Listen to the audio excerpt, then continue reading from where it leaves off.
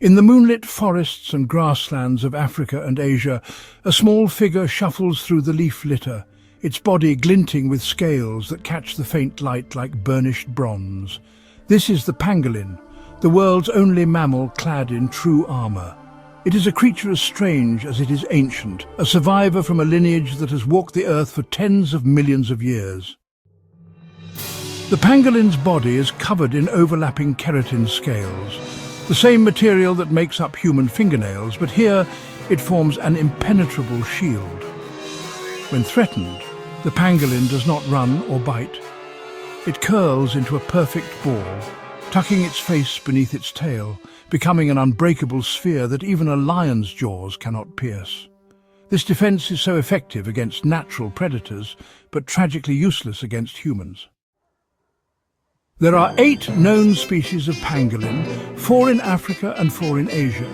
Each has evolved to match its environment, some small and arboreal, clambering through trees in search of ants and termites, others larger and built for the dusty savannas. The pangolin is a master of solitude. It is nocturnal, emerging after sunset to follow an invisible trail of scent to its prey. With no teeth, it relies on an extraordinarily long, sticky tongue, sometimes longer than its body, to extract insects from deep within nests and mounds. Its claws are strong enough to tear through hardened soil or strip bark from trees, yet delicate enough to avoid crushing its tiny prey. Despite their armoured appearance, pangolins are, well, shy, gentle creatures. They do not attack and they do not threaten. Their entire existence is built on evasion and withdrawal, living quietly in a world that sadly increasingly hunts them.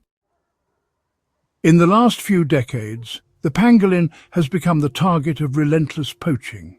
Its meat is considered a delicacy in some cultures, while its scales are, quite mistakenly, believed to hold medicinal properties. Millions have been killed and traded on the black market, making it astonishingly the most trafficked mammal in the world.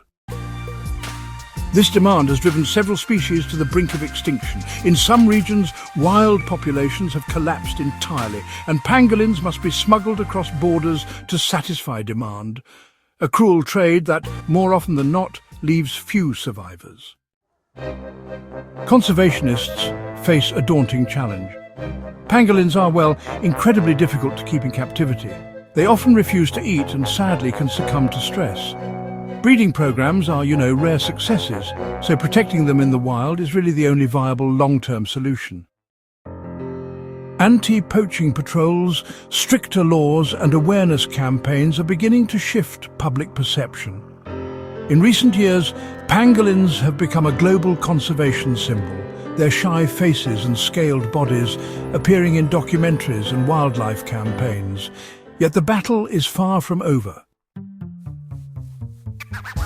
There is something paradoxical about the pangolin. It wears the strongest armour of any mammal, yet it is among the most vulnerable creatures alive. Its survival depends entirely on humanity's willingness to let it exist in peace. When it curls into a ball, it hides not only from danger, but also from the modern world that threatens to erase it. In that moment, the pangolin becomes a symbol of the fragile beauty of life, a reminder that strength is not only in the power to fight, but also in the quiet persistence to endure. Somewhere tonight, under the silver glow of the moon, a pangolin will emerge from its burrow. It will shuffle through the grass, tail swaying like a scaled banner, claws clicking softly against the earth.